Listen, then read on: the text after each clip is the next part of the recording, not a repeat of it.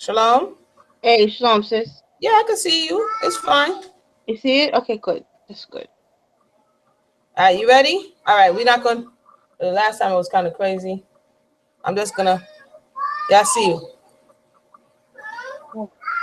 It's only because I'm not gonna be holding the phone, so the angle's gonna start getting crazy. So I'm just gonna put the phone down. Yeah, Okay, let's. lean it up against something. It'll be all right. Yeah, so I'll see if I can find something. Go ahead. Go ahead. All right, ready? Yeah, I'm ready. All right, I'm going to go live now.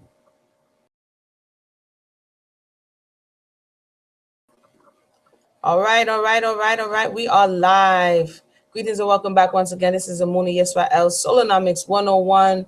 A whole lot of stuff. Left Project, everything. I'm on the line with Mayana Hasso Ferret. I want to say all praise be to the Most High, the Holy One of creation, for giving us another opportunity to come together to bring to you some information, some conversation, some dialogue, some critical analysis. Sister Mayana, I know you're on the other line. We were supposed to come on at 8:30. We're a little bit tardy at this point. But how you doing this evening, Sister Mayana? Hey, shalom, everybody. I'm okay. I'm coming off of a cold, so, but other than that, I'm doing really well. I'm really excited about this conversation because we've been trying to talk to the people about what's going on in the trenches, what's going on, in the community, and so every opportunity to engage the people is a blessing. So I'm ready for this. And that's Mayana with the ill smooth. My name is Mayana voice. you know, we tried this. When was it? Friday? We tried it. It didn't work because we were having some technical difficulties. So I'm gonna log in on the other side right now, and you guys let us know if you're hearing it, if it's chopping up, what's going on. Last time you heard me telling the babies, I'm gonna need you to be quiet because babies be cutting up as soon as you go live. So we mommies, you know, Right. it's life. We're not here to pretend. So it's real things that happen in real life. So, Sister Mayana, I did a little bit of promotion. We were having a conversation, and I put out before we get. And for those who just joined us, we're still examining. This is episode 2. So we came back last Sunday. We don't have Brother Amatia this Sunday, but we're gonna examine. If you're a man out there and you wanna join, hold on a second. At Driscoll's, we wanted to know which fruits and veggies. If you would like to join the conversation, Where's that coming from? be bugging out. Like they just automatically start stuff. If you would like to join the conversation, just let us know. It's funny, I get a lot of comments on the background, but when it's time to be like, you want to step forward and have the conversation, people tend to back off. So if you want to have the conversation, as long as we keep it clean and professional, you're more than welcome. We're actually going over man leads, woman follow, everyone wins. Why are you doing this? You guys, are you picking on the young lady and all of the feedback? Are we picking on anybody, Sister Mayana, for clarification? Why are we doing this? Why are we doing this? That's a great question because absolutely not. We're not picking on the author as a person. Instead, what we're trying to do is look at the information that's being disseminated to the people and being consumed by the people, kind of as a FDA kind of check to see if it's good for consumption. Just because everything that's put on the plate, everything that's slaughtered for meat isn't good to eat. So that's basically what we're doing. We're doing what we always do.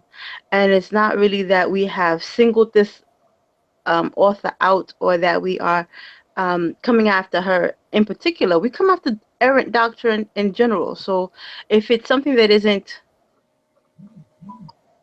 kosher, if it's not something that we can deal with, then absolutely we're going to have to investigate it. I like that. If it's that's not kosher, those who, I didn't want to cut you off, Sister Mina. Go ahead and finish, and then I'll share my thought, and then we'll get into this. No, it's good. It's good. Continue. No, I was saying, as people who observe dietary laws, as it relates to what we're supposed to eat and not to eat in order to maintain our optimum health, it's something that we are often hyper vigilant about. Like, what is that? Where did you get that from? You know what I'm saying? What does it have in it? So this type of some people will say, oh gosh, you're over the top. But if you have to be aware of whatever you're putting in your mouth for consumption, as Sister Mayana said, as well as what you're putting in your mind for consumption. And like you said, the kosher analogy, I like it because, what's in this thing? Is it something that we should be doing? You can't pick out the unclean out of the clean. If you have polluted a pure thought with Right. unclean thought, now you have to analyze this thought altogether. And then this is what we're doing again. If you're not familiar with some of the other works over at Debate Talk for You, Shalom, GE, Shalom, Mimi, and Nas.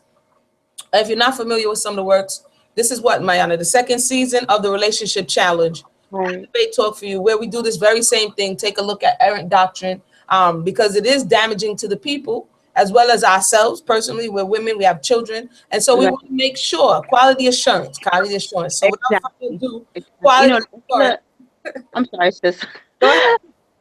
Another thing that we can look to as a connecting tissue in this is that basically we're going to deal with submission today, and the go-to verses for submission is usually, if not in the common era writings, we have Genesis 3:16, and when we look into the Genesis narrative, we see that what Chava is attracted to is knowledge, is that she is partaking, is often misrepresented or represented as a fruit, as something that she is consuming, but it's knowledge that we are discussing.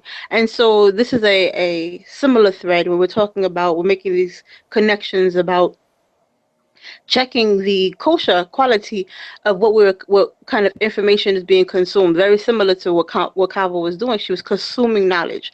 So what we're interrogating now and stop and kind of taking it, don't put that in your mouth approach to, is again a different type of knowledge. We have this foreign approach, this foreign concept, these foreign theologies that are being peddled into a set apart community, and so we're inspecting the knowledge of good and evil rather than consuming it and sharing it without vetting it.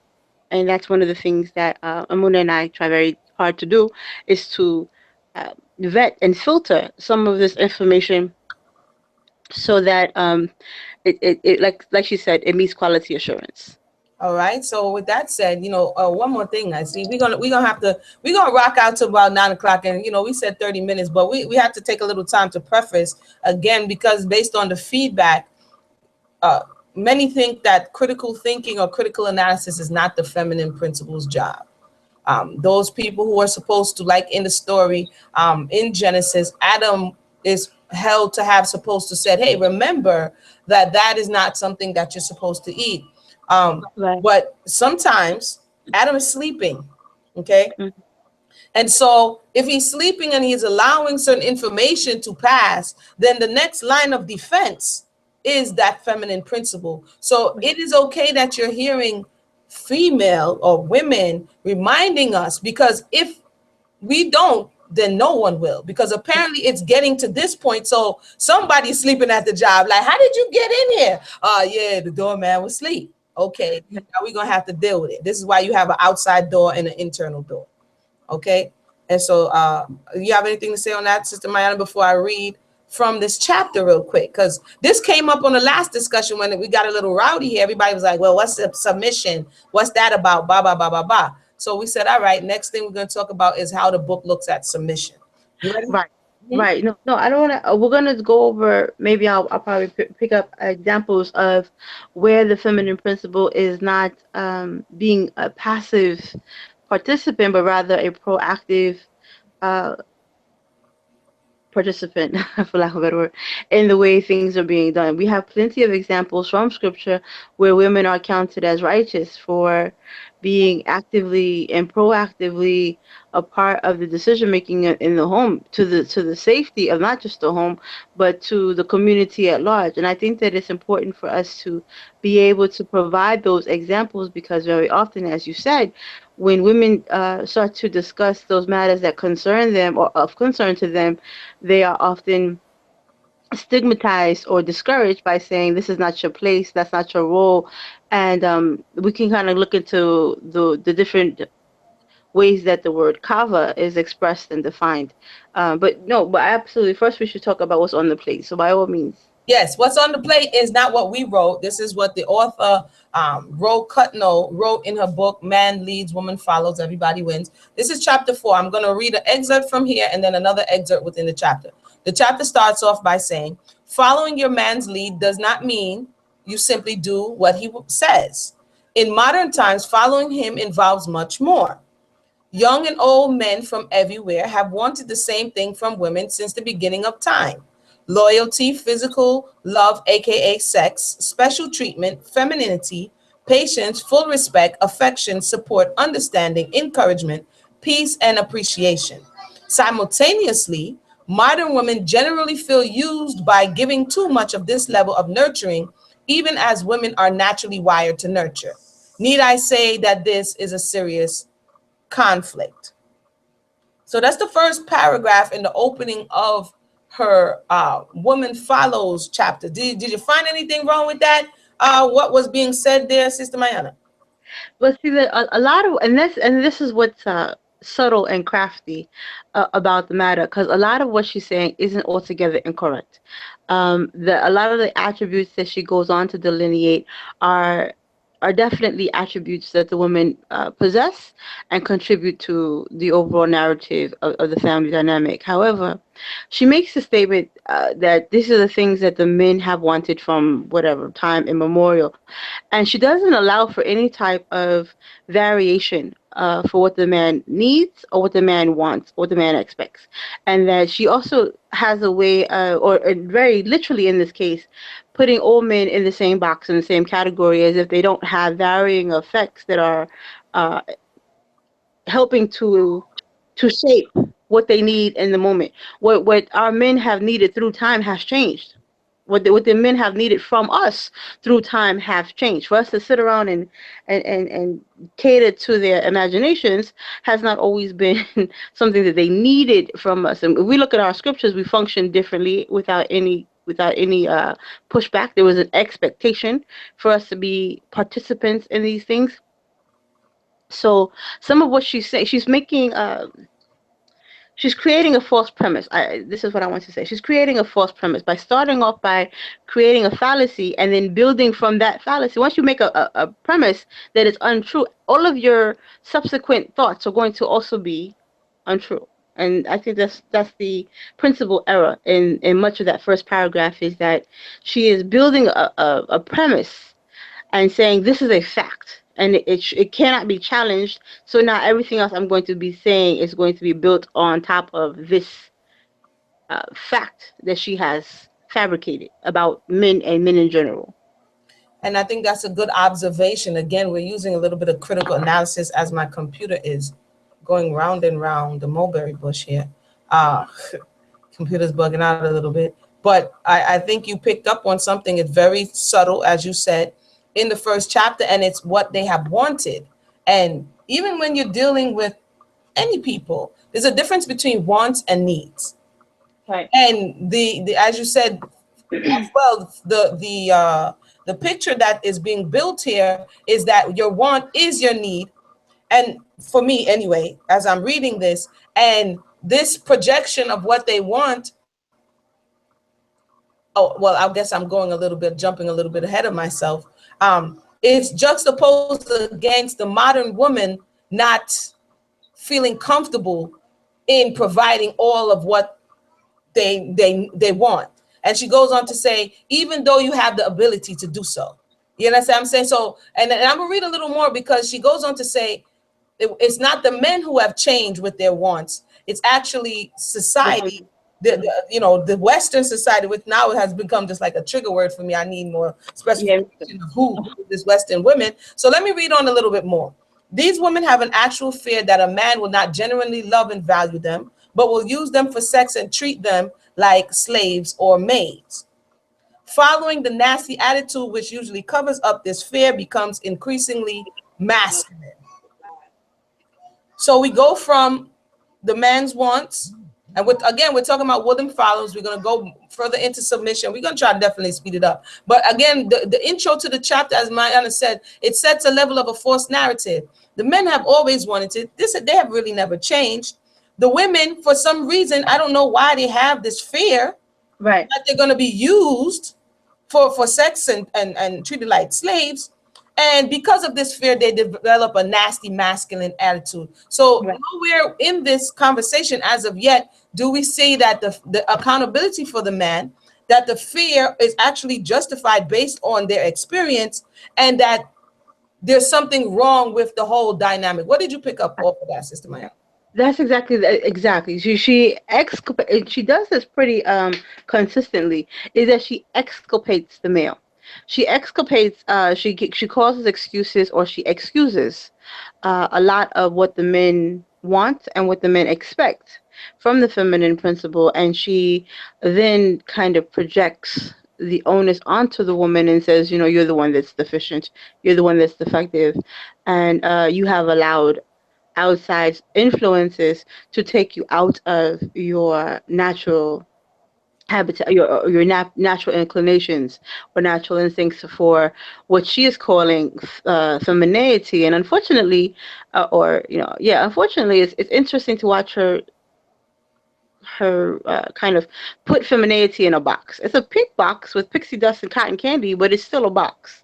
And it doesn't allow for femininity to have any dimension at all. It doesn't allow for femininity to exist in the outside world, that it exists in this kind of antiseptic domestic sphere where nothing changes, and that all she has to do is be clean and cook and perform sexual favors, and the world would be right. That she's not acting or participating or being acted upon by outside variables, that society is not affecting her, that circumstances are not affecting her, the finances don't affect her, that the relationship that she's in does not affect her. And if it does, it's her fault. It's because she is filtering it through this kind of anger or disenchantment Masculinity. she made up by her onesies. Very interesting. For those who've just joined us right now, we're doing a review. This is our second review. Again, this is an analytical analysis of the relationship book that is all over the internet. Man leads, woman follows, everybody wins. And we're looking at the author's attempt to show us what is wrong with the relationships and how to correct those things that are wrong. And we're seeing whether or not it has validity, or whether or not it's basically a faulty premise. And this is Right. what we're basically going through now. Uh, I'll read one more thing off of the first part of the chapter, and then we'll go a little bit deeper. And again, yes, somebody, was concerned that we were discussing a book that we didn't read. That's not true. So That is I'm going to, this is not hateration. It's something that we're allowed to do. Whether or not you're in journalism or in academia, you're allowed to investigate or interrogate a claim. correct. I mean, if we're going to be exact, and you know, if you look into her book or her writing, at the very beginning of her writing, as you will find in most writings, there is an expectation that there will be critical review. So the idea that we are doing something that we ought not to do, or something that is not common for us to do in other spaces, just go. If you own the book, there are even portions that she has made available for free. If you've seen this book, it says that critical review is expected and it's allowed. So these subsequent claims of fragility, these subsequent claims of, oh, you're attacking, these things are not rooted, in reality. Even reality expects that there's going to be some critical analysis of the material on the inside of the book. If you claim that you have made a study, we're going to ask you for statistics. We're going to ask that you can substantiate these claims, especially when you are purporting to be able to guide people in the way they live. This is not, you're not providing a recipe for dinner. You are saying this is how you should live your life. This is how Correct. should uh, you should construct relationship models. This is how you are going to rear your children. This is who you should. She's doing a overhaul of your womanhood. I Yes. mean, that's a huge deal. So if you inspect the labels on your soup cans, how much more do you inspect the quality of someone who is telling you what type of woman You should. you are supposed to be, and in all of the ways that you are defective? If a doctor came to you and diagnosed you with a disease, you would like to believe that if he said you had diabetes, you don't actually have cancer, because taking diabetes medicine is not going to help the cancer. Correct. So if someone is going to go and give you a diagnosis, you want to make sure the diagnosis is correct. Oh, And having second and third opinions, that's wisdom. Everybody with you, get a second opinion, get a third opinion. correct. Because So that's wisdom. that is wisdom. And as we're in the vein of wisdom, for those who just joined us, we find ourselves backtracking a little bit because we've been trained to say if the that one doctor says that's what it is, that's what it is. You know, and so as Sister Mayana is saying, it's not wise to do so. And as we continue to look at chapter 4, the submission chapter, we're going to get to the actual quote that I put in the box. Before I do so, I just want to finish up one more line where it says, while men have not changed since the beginning of time, referencing what we just read about what they want being loyalty, physical love, aka sex, special treatment, femininity, patience, full respect, affection, support, understanding, encouragement, peace, and appreciation. She's saying in those wants, they have not changed. Modern westernized women have changed drastically due to this fear. And the fear that she's talking about is the one that she references, that women have actual fear that a man will not genuinely love and value them, but still use them for sex and treat them like sex slaves or maids. And so we have, as we spoke before, about we have this picturesque desire projected on what the man wants. It sounds very wholesome. It sounds very nothing wrong with it. And then on the other hand, we have, you know, apprehensive women who have become masculine because now they have gone into this fear vibration. But there's nothing as of yet that's saying, well, how did they get from Right. this space of utopia over Mhm. into, you know what I'm saying? Dante's Inferno or whatever. Like, how did they get over there? Like, what happened? But again, it really doesn't go into that to that degree. But I'm going to continue on. I'm going to continue on here. Media is also blamed for this, often within the text of the fourth chapter. Hold on. Media is often to blame for how women have changed.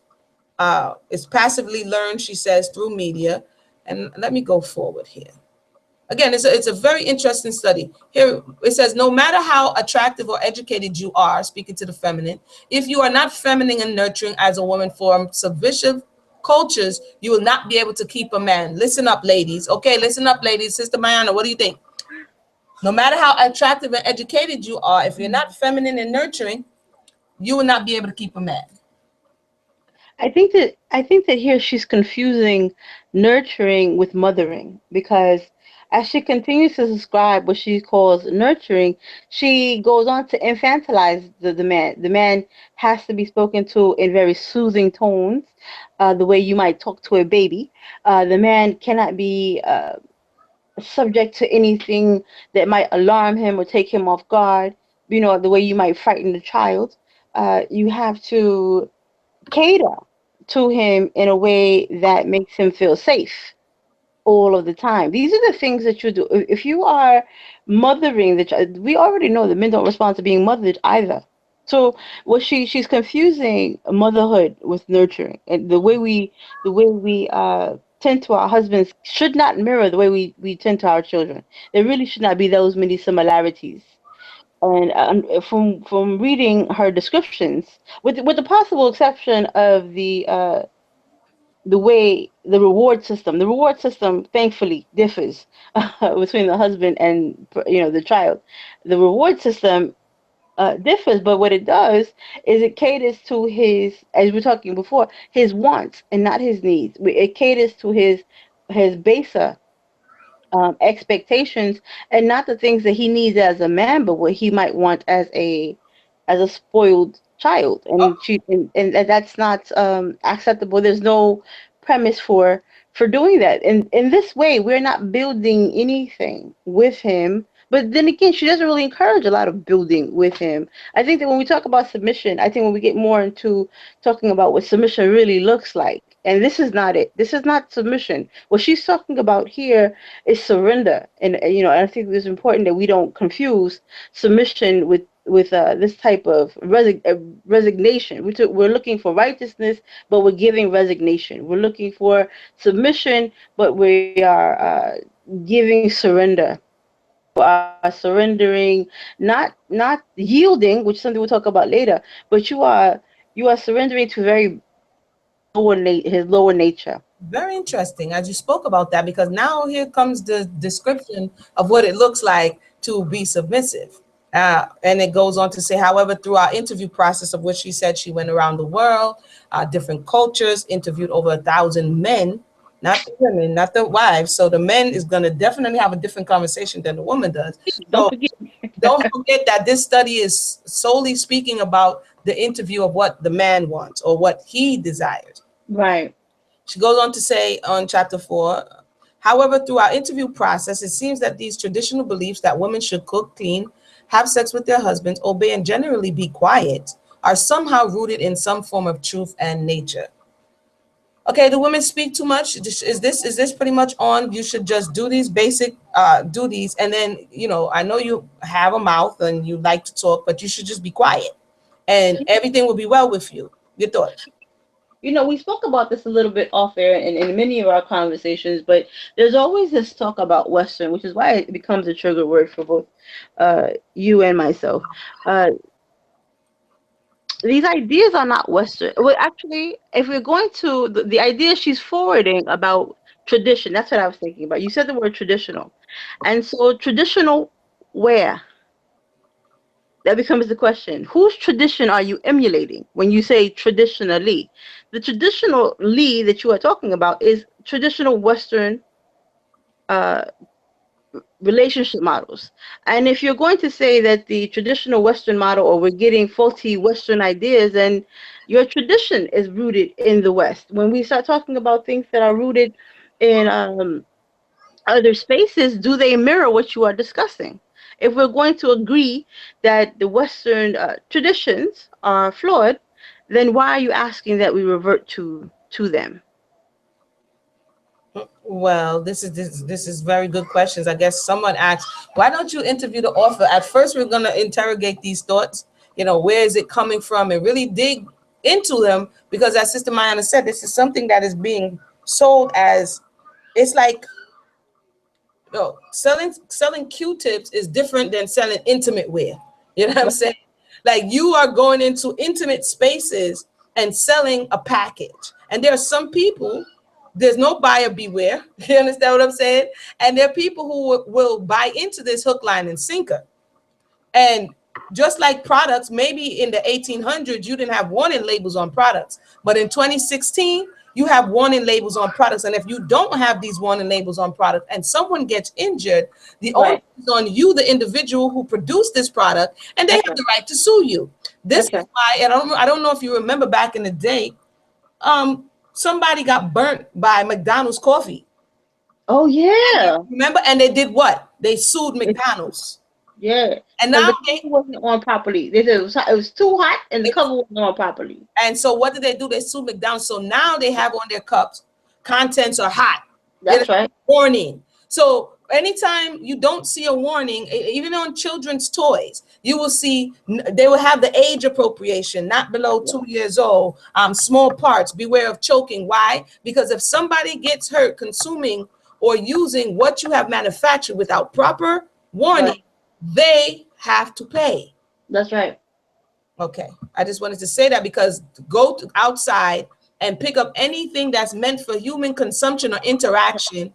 It's Yep. going to warn you about the potential dangers of what will happen if you use this incorrectly or if you give it to the wrong people. And this is the concern for what we're reading, is that, for me anyway, who spends a lot of time, and Mayana could speak on her behalf, and then I'm gonna go to where she actually uses the word submission, before she was just alluding to it, who spends a lot of time in the space of investigating and interrogating our hurt. How are we injured? Where are we injured? And what are the things that injured and have carried over to today? So to hear, kind of this how to, if you follow all these things, not only will you get a man, you know what I'm saying, your house will be in order and everything. And I'm looking at this stuff like, and you're gonna put this on top of a broken individual? Right. This is topical. This is not going to heal the person. What Right. it's going to put is an extra added stress, and this is Amona speaking, a stress on top of the individual, to think that if I attain this perfection, quote unquote, it's going to make me acceptable. Because part of our hurt, part of our issue is that we have been rejected. We have been Right. rejected in society. We've been rejected in our homes, males and females. And so when you come to a broken, um, fragile, really, people with a broken sense of self-esteem, self and culture, and then you give them this and tell them that this is going to make it better, I get very weary about that. You know what I mean? To me, I'm reading, and I'm calling Mayana like, Mayana, we got to talk about this in a very respectable way, but we have to talk about this. And this is what we're doing at this time. So hopefully, our concerns are transmitted. If somebody dropped this on my daughter's doorstep, I would have to question this. Right. And as you were speaking, it brings to mind, we're talking about books, which is a form of media. And when you look at other media formats like music videos or CDs or even movies, they all come with ratings, viewer ratings. This is not parent advisories Right. for music, parent advisories for movies, because it's very important that parent advisories for video games, because Yes. there's the idea that this is going to be disseminated to a particular population, a mixed population, and the person who's putting the product out there can't know, they can't predict the mindset of the consumer. So so you often see it. I didn't know that the person that was going to play the game was emotionally unstable and would forget that it was a video game and try to do it out in real life. I didn't know that, so I put it on. There's an advisory on the joint. If your child is too young to be exposed to these images, then do not let them see these things. Correct. So this kind of advisory, what we're discussing with you now about the fact that certain things need to be filtered, or this is why, and this is where it's coming from. Again, this is not a new idea. This is not something that we're making up or choosing as an excuse, which is the new word floating around, to quote attack or unquote this particular line of thought. Instead, we're doing it because it's necessary, and if there's validity in it, then we. And I listen. How many times have Amuna and I said, what, this on the surface doesn't sound bad. There are parts of it that is not bad. We're not going to say that it's altogether bad because some of it is true. But the problem is that when you have truth that is not framed or not put in context, then like anything else, it becomes dangerous. Water by itself is good. If you put fire to it, it's too hot. It's not that the water is bad, but it's what you add to it, or and how you disseminate it, whatever that causes alarm. And this woman is causing alarm because she is taking a people out of context and telling them that this will work for you too. These things that have worked for all of these Europeans, it sounds like, should apply to you. And then that's another thing. We are pitting our circumstances against the people who don't share our context.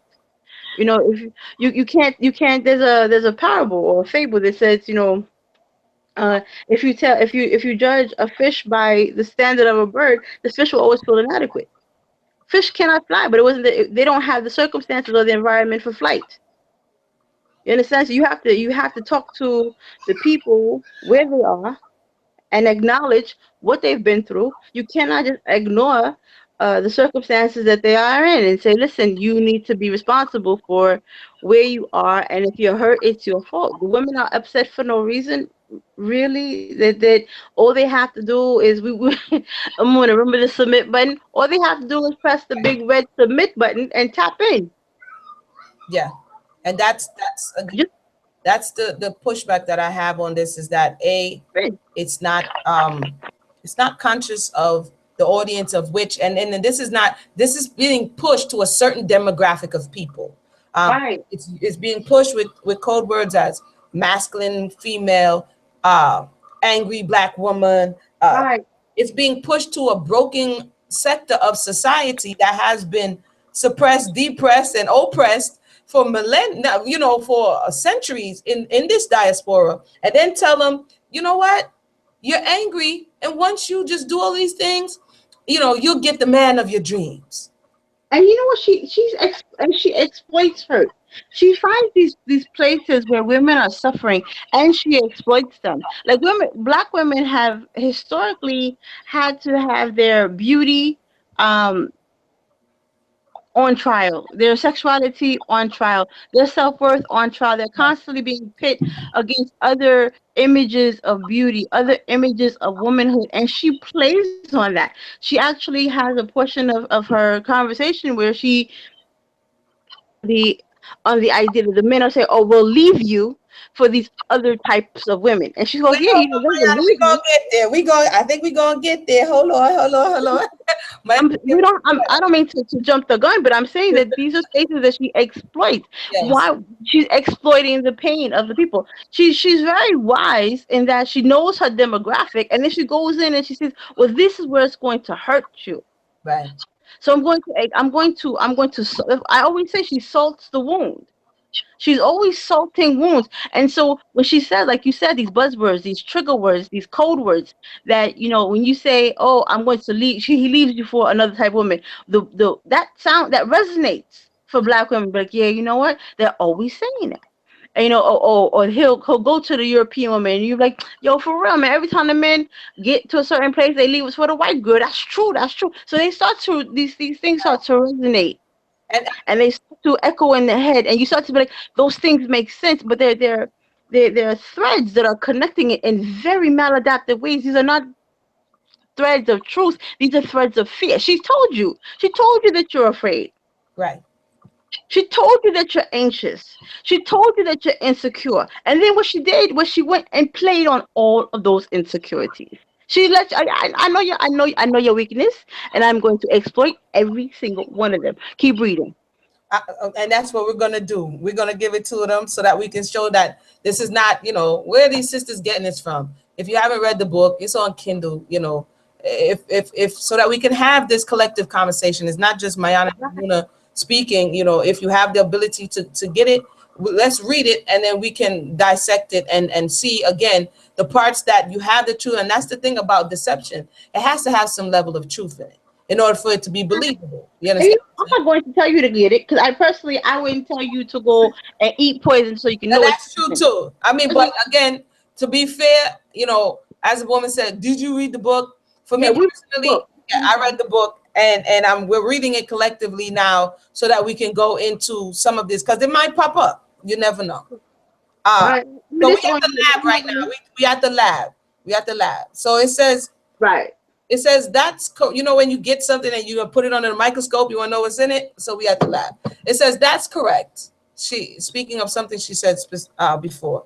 The same Western man who will typically marry a Western non-Latin woman. Again, Mm-hmm. I want to know who the Western non-Latin woman is. Is And right. comes to work because they allegedly need two incomes. Will probably not want his feminine/foreign wife to work. He would prefer to just work harder with much less spending on the part of the foreign wife. Respect for her husband, hard work, and almost zero battles at home. The husband can feel supported enough at home to financially support his family without help. As well, the foreign wife will not pressure her husband to make more money in order to spend more money.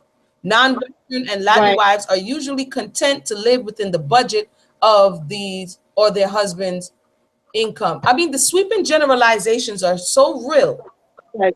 that Correct. I have to I don't know. go ahead. Huh? Listen, I happen to be. My mother is Hispanic, so that might be a little trivia fact for the audience. But my mother's Hispanic, and she would be on the fair side of the Hispanic spectrum. But I don't know what to tell you. But Hispanic women work, so and always have. And it's true that Hispanic women are very supportive of their husbands, but their husbands have a very high level of machismo, and their pride won't allow a woman to do certain things. That's not necessarily the case in many of these other circumstances that she's trying to describe. Additionally, was she saying that the man was? Oh, that's what she said. That the women will work within the budget of the husband. Now, I find that particularly interesting because she went into her memology. She's a memologist. I mean, she litters the internet and social media with all manners of memes, and one of them is about the struggle plate. So, on the one hand, she tells the woman that she should live within the means of the husband and not pressure him to make more money. But then, if all he can afford is a can of ragu, that is the struggle plate, and by you calling it that, how are you not belittling his effort? That's what he can earn in the society that he's in. Those are the opportunities afforded to him. So if he brings home ragu money, how you're supposed to go and make platters with basil imported from wherever, and noodles direct from Italy and all kinds of nonsense, but at the same time, not making him feel like what he has, with the means that he has provided, is not enough to meet the standards. He has to provide you with breakable glass. You're too good to have plastic at home. You have to have all of this. You have to have glass. You have to have stemware. You have to have fancy china, because nobody of worth would have anything less. And so, how do you then do that to a man who isn't bringing home stemware money? So are you How do you negotiate that are you salty right now, Sister Mayana? Because some would be like, you know what, you're salty right now, Sister Mayana. Is it salt, or is it, you know? It's me saying that there are contradictions in the claim. Yes. Okay. There's contradictions in the claim. If you are going to assert that a woman should live within their means and the means of their husbands, then you can't have contradicting philosophies that also insist that you meet a particular that a successful union looks a particular way. And that has been our general critique of the entire model, is that it doesn't allow for variables. Right. It doesn't allow for if you're going to say, and I happen to agree. Listen, if you should live within your means. We have a culture, our people as a community tend to. We used to say back in the day, you got champagne dreams, but you got quarter water money. Yeah. You got bare money. You got But quarter water money. You got champagne dreams. You can't do that. right, I So, agree with that, but this thought of the Western, I think it's code word for me. The Western non-Latin woman, is that the quote unquote black woman? Is it code word for her that she's living without her, outside of her means, and that men who go to foreign women are justified? But you see a lot of men. hmm Let me see, what's his name? Seal, he married a non-melanated woman. yeah, I yeah, think they're divorced. Tiger yeah. Woods married a non-melanated woman. I think they're divorced and she took his money. That's nice. O.J. Simpson had married a non-melanated woman. So all of this thought that once you marry a Western non-Latin woman, and you don't marry them, but you get the foreign woman, that you're Right. going to all of a sudden, because she embodies all of this quote unquote femininity, that that's her insurance policy. She's automatically guaranteed security, and that she doesn't have any of these unsightly characteristics that you may have, and this is why she'll be able to keep the man, as opposed to you not being able to keep the man. And that's another thing. What she's not considering about the European woman is that it's not necessarily that she has a different quality of femininity. What she doesn't reflect back to him is his own history. Correct. She doesn't have a shared history of oppression. When he looks at her every day, he doesn't have to see the failure Right. of his people or the failure of his community. He can see he gets something else reflected back to him. And that's another interesting thing on a take of the Genesis model, because the Genesis model says that when the man and woman were separated, that the Most High made a woman that was opposite of him, a reflection of him that will reflect back to him his purpose. When you have someone who doesn't look like you, act like you, come from where you came from, that reflection is distorted. And that part of you that you don't like, you don't have to see anymore. Right. That's The part of me that I don't like, if I had a mirror, if you had a mirror that replaced your bare belly, or I'm saying, with this thing that the six pack that you didn't work for, I like this mirror. You know I what I'm like saying? It takes away the part that I don't like, and then it's replaces it. it's that app on your phone that enhances your eyes and puts Right, little butterflies around your head when you want to see it. Yeah, right. you get that from the You get person who's that. not reflecting back to you. All right, for the sake of time, we're gonna keep moving here a little bit more. We actually finally made it to the submission. I like to give, subtext, context, pretext, all of this stuff, so it doesn't seem like you took my words out of context. So we kind of had to build up to this point, Mhm. right? Okay, so it goes on to say, according to our research, most Eastern, Middle Eastern, African, and South American women understand men the way that they actually are. and are Yeah. highly successful at nurturing successful and happy families for generations in peaceful harmony. We can all learn from these women who we often see as submissive and therefore weak. It goes on to say their success, peace, harmony, etc., says differently. These women are not weak, but it's funny because the research wasn't researching women; it was researching men, and And and and that lends to the fact that a woman is not capable of speaking her own piece. nope. And so if she's not okay and you ask the husband, is she okay? And he turns around and says, yeah, she's She's okay. That means, he just spoke for her and you just got to take. So I find this little part problematic as it relates to the research because by her own admission, she researched men and not women. And I'm quite sure that the women will have a different story, especially because in the context of this, they're not allowed to complain. They're not allowed to say how they really feel. right. But I'll continue. She goes on to say, we can, okay, their success, peace, harmony, etc. says differently. The women are not weak. It's time to recognize that these women, as well as the word submissive, quote unquote, are actually rooted in grace, wisdom, and strength.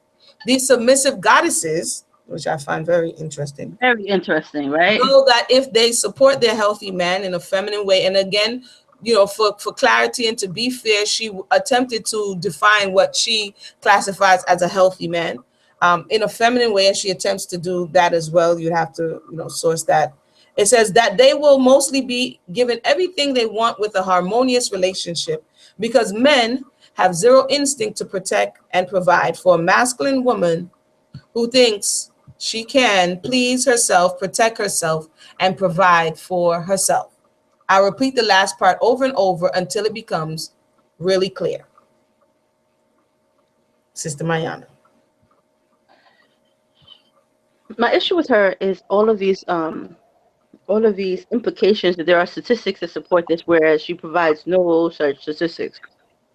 Furthermore, she talks about all of these, like I said before, sweeping generalizations about what is successful and what's not successful for women. I think that you made an excellent point in pointing out that she's saying that if you ask these women that they would be talking about the success of these approaches and these strategies, but she's already conceded that these women would not be giving you an authentic thought because their thoughts are provided for them by their husbands.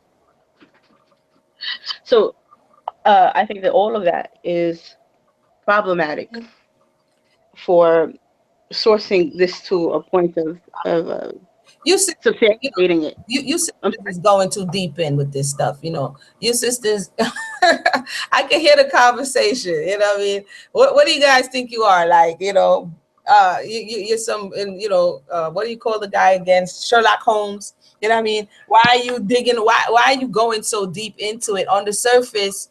Um, if this is so, and she's been around the world because I'm a comment reader. I'm a what's that, Amazon book reader. Because it's collective thought that's going to really shine light on different spaces. And again, we have to put this research in context. She did not, according to uh her own preface, she did not speak to women. right, And as Sister Marianne is saying, if you didn't speak to women and you go on, and I said it before and I'll say it again, if you did not speak to these women and you're only hearing from what the men want, right, then you're not going to get a true analysis of whether or not they feel good, whether or not they feel happy, whether or not they feel fulfilled. right, All you're going to get is the perception because that's all she's allowed to right, project to the man. This perception, this facade that I am okay.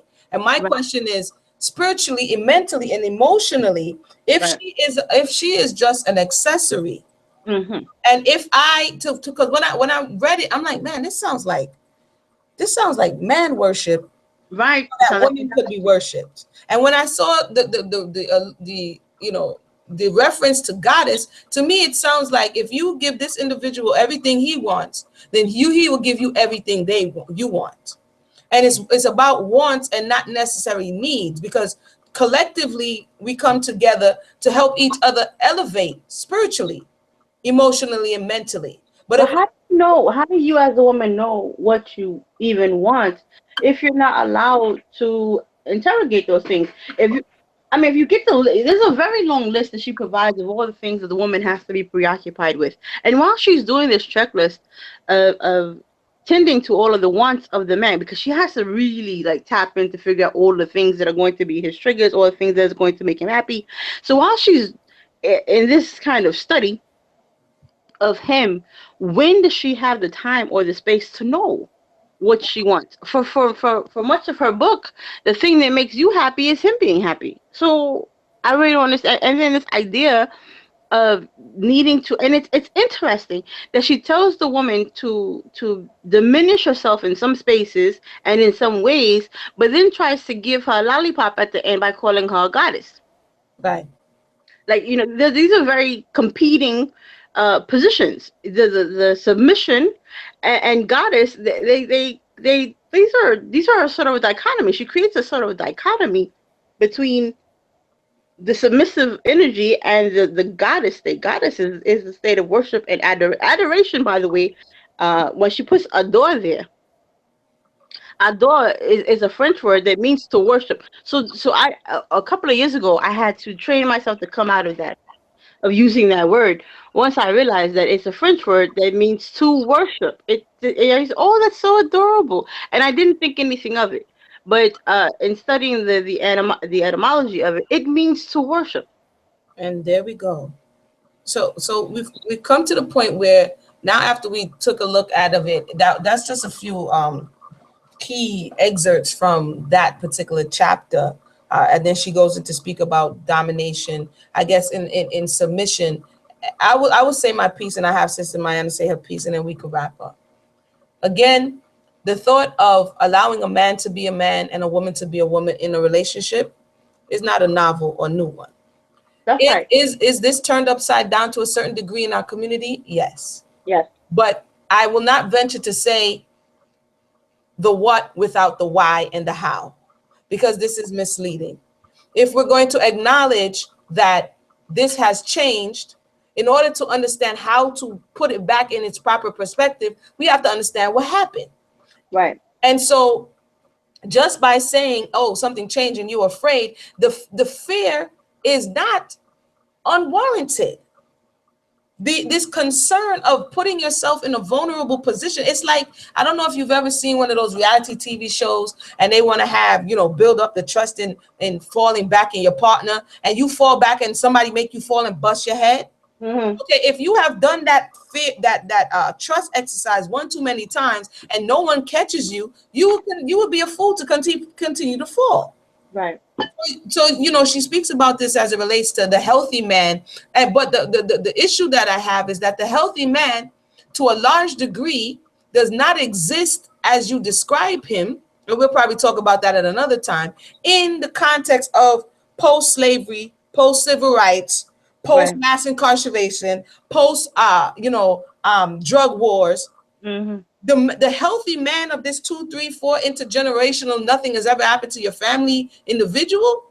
Right. In this space and time, we're talking about rebuilding people, rebuilding souls, identifying what's wrong with us, and getting the tools to first fix us to get to this space that we won't, as the man, he won't abuse the feminine principle. And as the Right. feminine principle, the walls of trust have been broken. Right. This is not something that she's imagining. Right. It's a reality, but when you express these things, the thing is, you cannot dismiss, and I think Mayana spoke about it earlier, you cannot dismiss those who you come try to help. You cannot say anything, nothing is wrong with them, because once you invalidate the individual, you've kind of cut off the lifeline of wanting to even hear what it is that you're saying. Right. A lot of times, and I was looking at a little clip in Haiti, and everybody wants to give Haiti aid. Everybody wants to give Haiti aid, the band-aid, the band-aid. Oh, I feel so bad for Haiti. And one of the men they were interviewing, somebody was walking around with the camera. He said, we need to fix our society. Like, we could do this for ourselves if we were given the fair opportunity to do it. You Right. keep giving us foreign aid, that's not helping.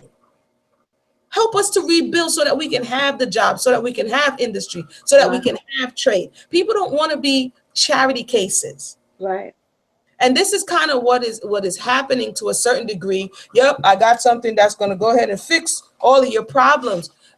This one savior mentality is what's happening. Like, yeah, this one pill. It's not one pill that's going Right. to take all our problems away. It's not dressing in pink and pearls. The man is all of a sudden going to want you, because the reality is, like Mayana saying, when you go to the foreigner, she's not reflecting your struggle. And if Right. you don't want to be remembered about your struggle, you're happy to be there as a masculine and feminine principle, because you see both men and women doing the same thing now. Like, I cannot find any solace in my community. I cannot find anyone to appreciate me. I cannot find anyone to understand. So I'm going to go to a space where they don't know me. You understand? And that they don't have any of these prejudgments against me. And because I'm looking for acceptance. And so this is when we tend to give up on our communities and go for dolo, or like they like to say, go for self. You understand? And this is kind of what is happening. And it's being used, like you said, it's being used as something to poke you with, to see, it's because you're not woman enough. This is why he's going for self. No, he's going for self because you're broken. And not only are you broken, he's broken. But instead of fixing, I'd rather run away. And that is giving everybody the responsibility that should be theirs in the first place. Um, I'll keep going on. So I'm gonna give Mayana, I'm looking for a little bit of what could have possibly happened to break this fear of this Western non-Latin woman. So Mayana, as you speak, I'm gonna look for a little bit. I like to give reference to what I'm talking about. So I'm gonna look for a little bit of it that I can read shortly as Mayana says her piece, and I'll be right back with that. Oh, thank you for that. I was doing some reflection as Mona was speaking.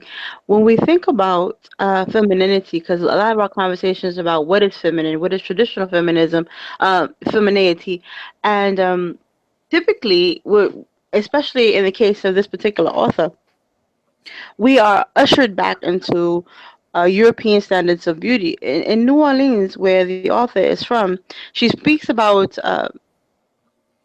pearls. And in New Orleans, in a particular pre-Civil War era, there was a system called plissage, and plissage involved a system where there was a ball. And she talks about ballroom dancing, and I was very curious about this ballroom dancing and the pearls and the so and so. And in plissage, the women would dress up with pearls and they would don their hairs in particular styles. And they were octroons and quadroons, all of these women who had other than black blood, and they would be matched up with European men of means. And in order to get this type of man of means, this European man of means, there were these European standards that they aspired to, and pearls and such were one of them. So I thought that it was particularly interesting. And I said in one of my videos that she reproduces and suggests these models of beauty and these models of femininity, which she talks about them as traditional, but we talked earlier in this video, traditional to whom? Beauty and what was considered beautiful cross culturally is not the same. If you go into different spaces, pearls is not the staple of beauty. Correct. Yeah, that's what she's telling you to do. This idea of generational wealth or generational success, again, as Amuna has stated, we have a system of generational struggle. We have generational tribulation. We have generational uh, oppression. If you want to go, these men who are given a handbook of what to do to start to repair their masculinity and become good examples of manhood, are also immediately disqualified because they would have been only first gen. And all the women who are reading this text are told to look for second and third gen um, successful men who are reproducing generational family success. I really, unless you are a millennial baby, you are you're 2 or 3 generations removed from slavery. You don't have 3 generations of generational wealth for the most part. For the most part, in the States, 3 generations ago, we're still negotiating freedom, let alone finance. So most of our men are going to be disqualified. But again, if you're reading carefully in the book, if you're reading the label, she tells you for the most part, if you're in the United States, don't shop here. Don't shop here. She has disqualified your fathers, your sons, and your neighbors. You have to leave the country to find what you are looking for. And I bring this up to show you this, that this is not a book that is offering solutions. It's overriding the problem. It's like, I'm not going to recognize that there's a problem. I'm going to override the problem and give you outside things to do. Don't worry about repairing your community. Your community is ruined. Go somewhere else. Right. Go somewhere else.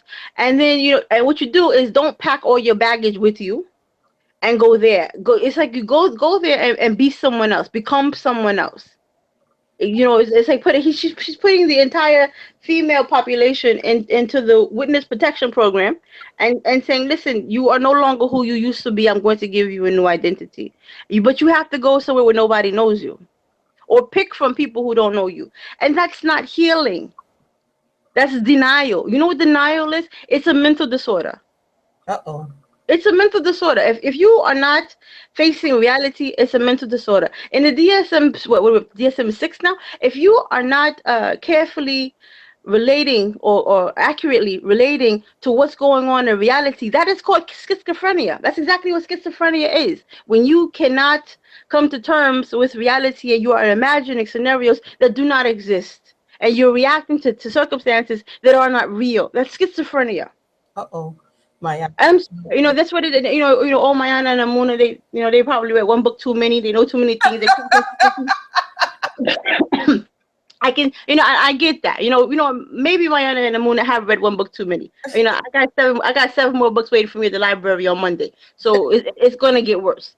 And so you can't run certain things past us. And because we are vetting these things, and it's because we love, the question at the top of the show was, are you doing this because of hate? No, we're doing this because of love. Like, we desperately, desperately love our people.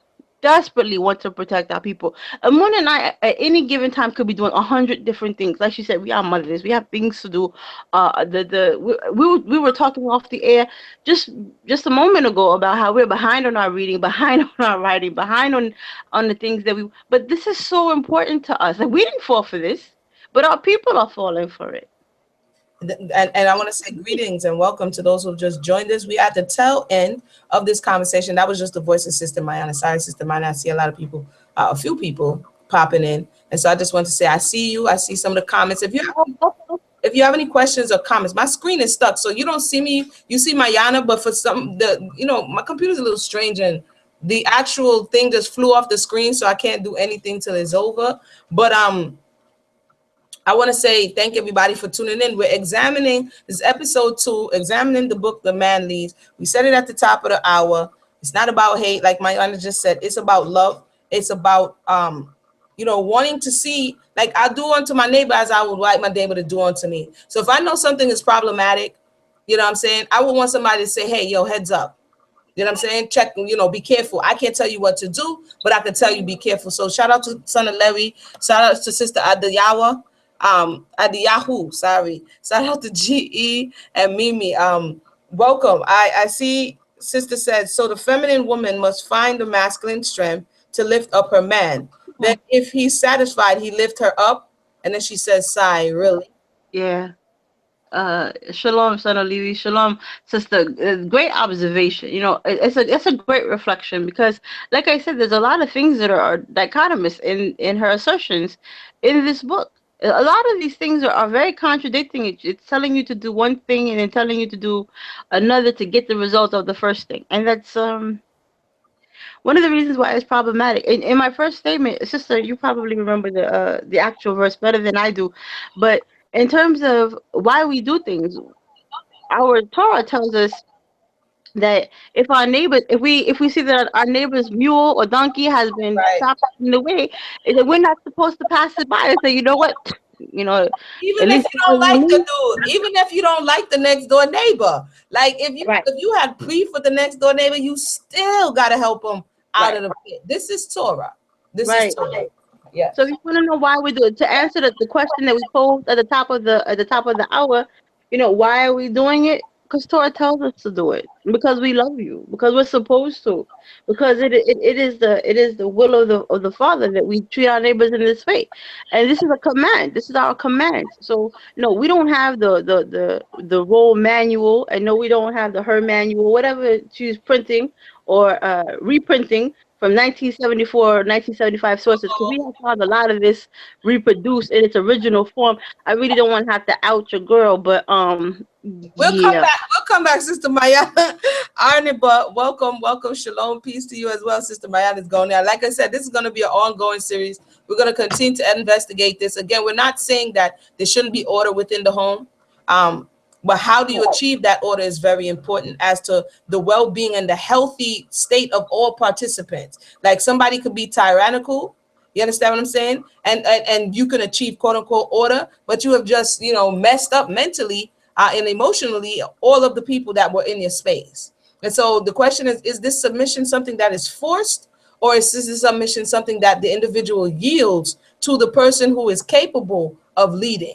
I And found I'm sorry, so just to get this out, this question of submission, are you submitting because you're looking for the health of the family, or are you submitting to gain something? Because she's saying that your submission puts you into goddess status. So this is not a selfless act on her part. You're not yielding because of something that you feel that this is necessary, or you really want to cater to his wants, but instead that there is some motive behind it. There's a lot of what she says has a motive, or a lot of this is manipulative. A lot of this is lipstick feminism. If you look into what lipstick feminism is, that is what we're discussing here. It is the use of the feminine energy, the use of the feminine principle to manipulate the man to do things for her.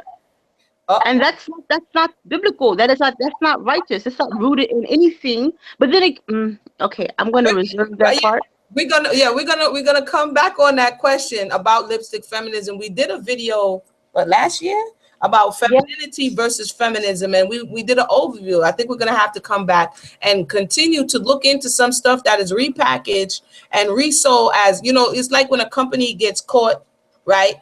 And a lot of companies do this. And then I'm gonna go to the part that I found that what could possibly have made the woman begin to fear and not trust in her relationship. But a lot of companies now that the natural movement, organic movement is out, like today, I use today, for example, we went to Walmart and I was like, let me go to the home and garden section. So I'm in the home and garden section. I'm like, yeah, I'm going to start planting some plants. So I'm looking at some potting soil, some parenting soil, and I see one that says natural and I'm reading the ingredients. The next one I see repackaged, natural, organic. And I'm the type of person, I investigate everything. I'm like, yo, who makes this? Miracle Grow. Okay, Miracle Grow, they do it in the food as well. So craft will be like real crafty. I'm gonna change the packaging, I'm gonna make it look all natural, and then you're gonna buy into it, but you're not understanding it's the same people. Right. It's the same people, the meaning it's the same thing. So Mayana has a hunch that this is lipstick feminism repackaged, and we're gonna investigate that to see if are these the same things that have been purported throughout time in Western society, and now it's just being to a push to a new demographic. Very interesting stuff. You're gonna have to definitely come back for that. I wanted to say, let me rewind for those who may have missed it. I'm gonna go back and preface what I'm saying, if that's all right with you guys. We're gonna go back to the first part where she says this. Stick with me here. It says, following your man's lead does not mean simply doing everything he says. And she went on to say about his desires, what it is that he wants. But she says that simultaneously, modern women generally feel used by giving too much of this level of nurturing. So something happened with the modern woman that she changed from this ancient woman or women in other cultures that understand the value of all of the things that she said: loyalty, physical love, special treatment, femininity, patience, full respect, affection, support, understanding, encouragement, peace, and appreciation. These are all the things she says the man wants. Modern women, we don't know how they changed. Like, we don't know what they went in their booth and they came out somebody else. We don't know. The author is not giving us any information. And then she goes to say, need I say that this is a serious conflict? She said these women, and again, she's pushing it to a lot to melanated women. She goes on to say these women have an actual fear that a man will not genuinely love and value them, but will use them for sex and treat them like slaves or maids. Following the nasty attitude, which usually covers up this fear, becomes increasingly masculine. So she's just stating that this was what it used to be, and she goes on to contrast it to other countries, other cultures, and then she says, you know, a nasty attitude comes because she's fearful, and now this is why you ain't got no man. Right. Okay, boom. She brought up this thought that maybe you're going to be exploited and treated like slaves to a people who were exploited and treated like slaves. So I'm going to go to the voice of a blast from the past, Harriet Jacobs. Bear with me as I read what she left out, or maybe she, you know, I'm going to give her the benefit of the doubt. Maybe you don't know about this part, or maybe you don't really care about this part. Maybe you're not interested about this part, but there is something that happened, and her fear is actually, and his fear as well, is actually rooted in reality. It's not a figment of their imagination. I'm going to read page 39, paragraph. It says this. It says, but while the free states sustain a law which hurls fugitives, this is like 1860, about, this is right before the Civil War, like 1863, 64. She says, but while the free states sustain a law which hurls fugitives back into slavery, how can the slaves resolve to become men? How do you go? You took men to slaves. How do you take slaves back to men? This is the question she asks. There are some who strive to protect wives and daughters from the insults of their masters. But those who have such sentiments have had advantages above the general mass of slaves. They have been partially civilized and Christianized by favorable circumstances. She goes on to say, some are bold enough to utter such sentiments to their master. Oh, that there were more of them. So some are trying to protect. She goes on to say, some poor creatures have been so brutalized by the lash that they will sneak out of the way to give their masters free access to their wives and daughters. Do you think that this proves the black man to belong to an inferior order of beings? Question. What Hmm. would you be if you had been born and brought up a slave with generations of slaves for ancestors? Miss Cutno, Hmm. I admit that the black man is inferior in Harriet Jacobs' estimation. But what is it that makes him so? Is it the ignorance in which white men compel him to live? Is it the torturing whip that lashes manhood out of him? Is it the fierce bloodhounds of the South and the scarcely less cruel human bloodhounds of the North who enforce the fugitive slave law?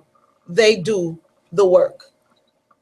In the 1800s, Harriet Jacobs asked the question, what makes him so? What has brought him to this space where he would gladly get out the way so that he can save his life? And this same protective individual that you said is supposed to be her protection, she was taught in this space that I cannot depend on you. Not because necessarily you don't want to, but the system has made it so that you cannot. So when we speak about what we're speaking about out of the context of the very same people that you're speaking to,